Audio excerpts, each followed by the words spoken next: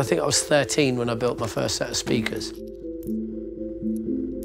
CDs were sort of fairly new at this stage. Vinyl was the thing. When I realised there was a machine which I could buy and you can cut your own vinyls, it became my obsession and my focus.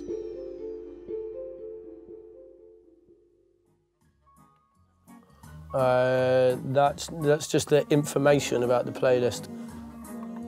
Nowadays, you've got a studio in every bedroom. Yeah. Well, you can have an entire studio on your laptop now, can't you? Vinyl masters. I'll just put it as Untitled. I'll leave it nice and anonymous. I run a business cutting dubplates, mainly unreleased new music. 10-inch, and we can cut it nice and hot on a 10, even at 45. When you're cutting a dubplate, you know, you are physically scratching the groove that's going to be played into a piece of plastic. A dubplate's a one-off. It's a romance about music and about cutting records. And in Jamaica and like the sound system culture, dubplates were really big. King Tubby's created a thing they call dubwise. Taking out the vocals of the tune, echoing in it, creating effects. It might be the drum, and then the echo. Clap, clap, clap, clap. Say that the board has a 16 track. 16 track could have 16 individual different instruments. A good engineer knows his board inside out. He can interact with the mix live. That is what we call a proper special, because no one can do the same mix twice. That's the dubplate. In the early noughties, I used to go to a club in London called Fabric. I used to go there every Saturday. You'd hear tracks in there and they wouldn't come out for 6, 8 months.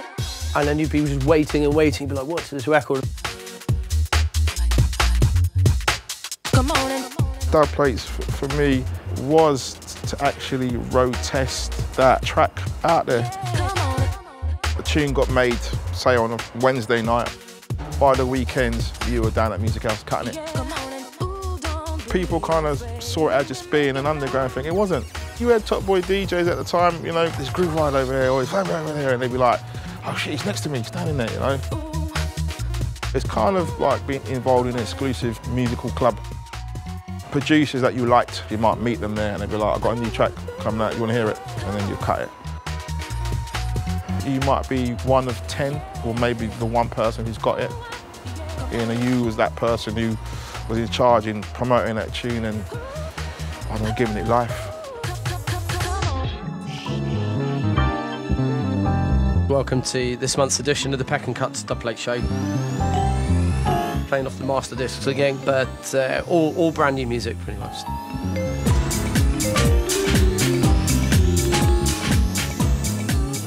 The greatest thing about this job is my record collection now. It's amazing, right? I have stuff which nobody else has. I've got a Henry Wu track, which I cut for him. He's got it, and I've got it, and that's it. It's such a great thing having some incredible music and knowing that I'm very lucky to have it.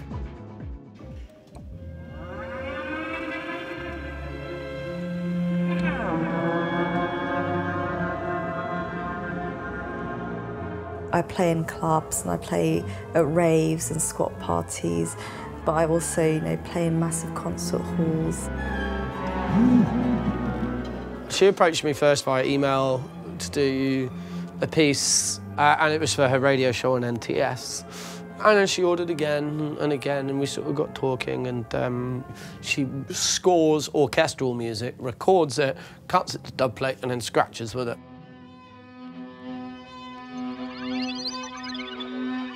So last year I composed an orchestral composition.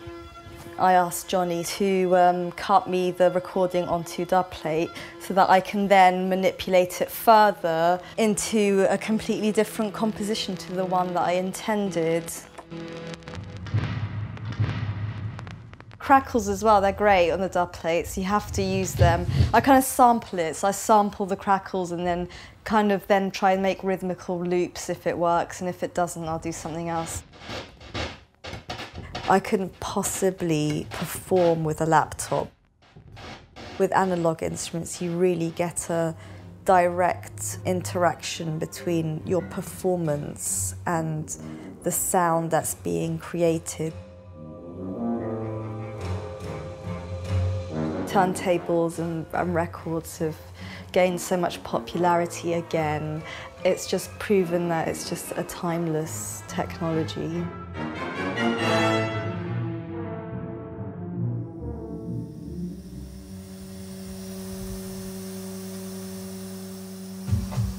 I first started collecting records at the age of about 15, 16. The music I liked was only available on vinyl. So I was like, right, I need to get some turntables, that sounds fun. And just started mixing. That thing's so annoying, isn't it? A friend of mine, Stuart, he showed me this lathe. And the very second I saw, and I was like, oh my God, you can get a machine that can cut one-off records? So I was just excited about, I'm going to be able to get my music on vinyl. I just wanted to get it home and start putting my music onto it.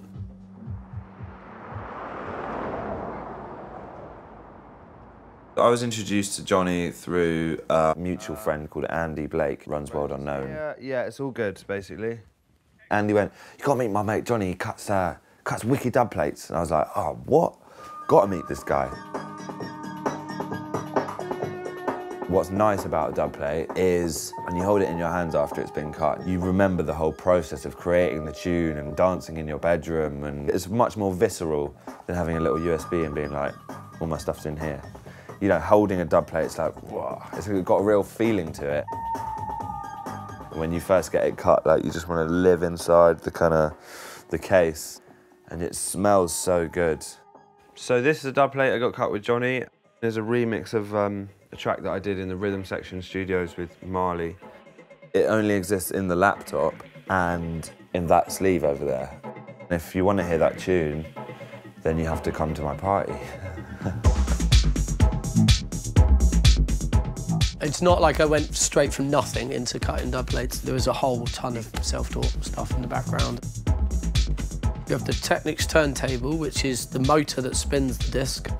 You have bulbs for heating the disc because you want to soften the plastic a bit when you cut into it. And then you have a motor that moves the cutter head across. When I'm cutting something, I'm always pacing up and down. It's like, oh God, I don't want to sit down, I've got to be on the move. I'm not sure about ADHD helping with this. In fact, if I was to show you my box of paperwork.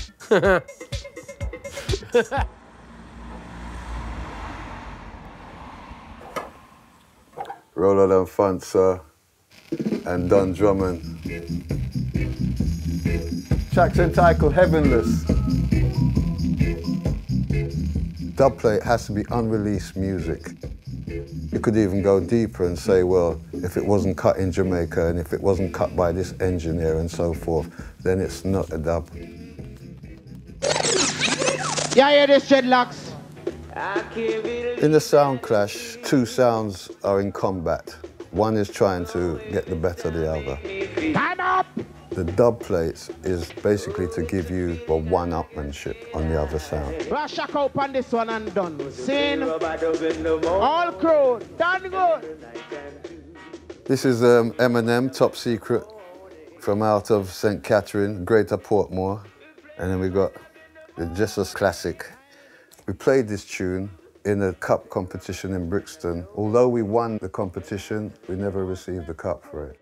A fight broke out and we never saw the trophy. I'm not cutting new dubs, I'm cutting old dubs. The acetate plate is the highest quality you can get. The polyvinyl chloride, which Johnny cuts over in Peckham, it's a little bit under. I'm glad that there's one extra man out there to can cut. He's providing a service for a community.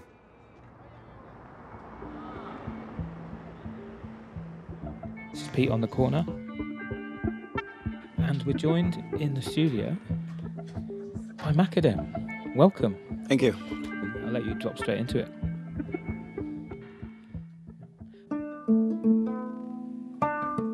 The idea of the label came out of travelling in different parts of Africa.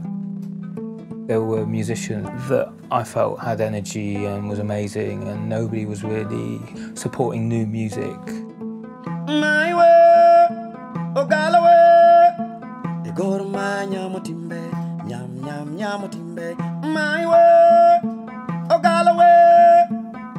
There's a lot of people digging for old records, and they become this, almost this kind of post-colonial thing of trade-offs and the value, and none of that money is going into the artists, because it's from a different time.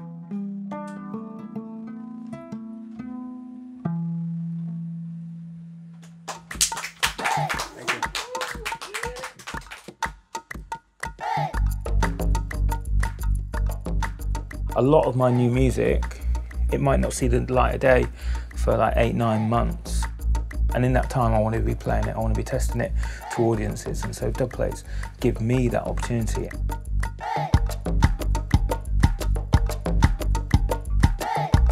Because of the look and the feel of the label, we're able to manufacture between 15 and we've just done one for 50, Dengue Dubplate, which just sold out overnight.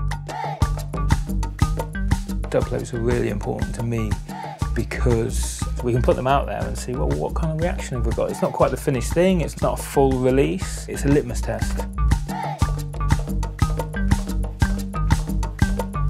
It's nice to have a physical thing rather than just being a digital label. I don't really believe in that. People that buy records might not necessarily always be online listening to stuff. What we want is presence in record stores because people love this collectible feel, but they also know that the music it's exclusive.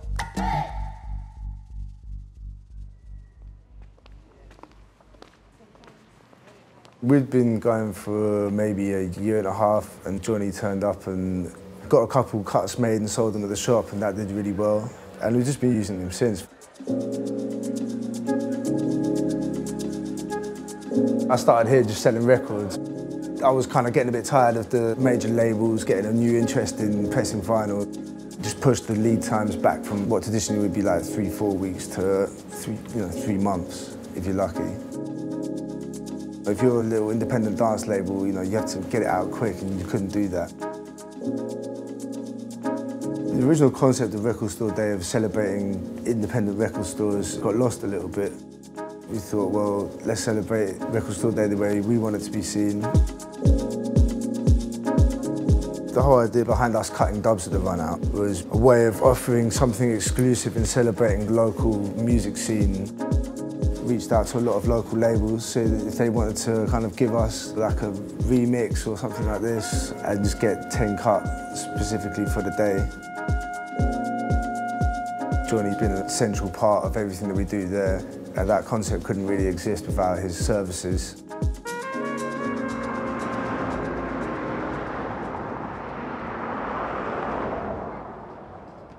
I get so much work sent to me through Rye Wax. They've just always been really good at supporting me, They're always telling people, oh, if you want a dub cut, we know this guy. It's just a really functional grassroots community. So today I've cut probably 70 here, and they are for the run out. It's as many as you can physically do within the day. But there's been a nice sort of variance of like different sounds. One more, all done.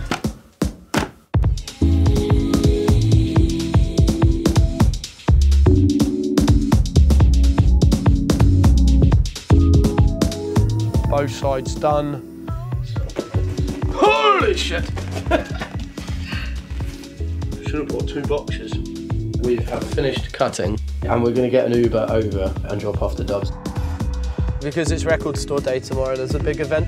We've cut 120 dub plates for it. It's been 4 days of non-stop graft.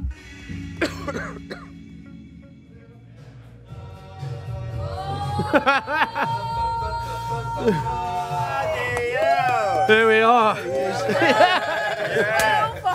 Topical, thank you. Each one has its name on it, what they are on the outside, and so they're all divided up into the different releases, so all you have to do is take them out and sell them. Boom! Boom! That was long.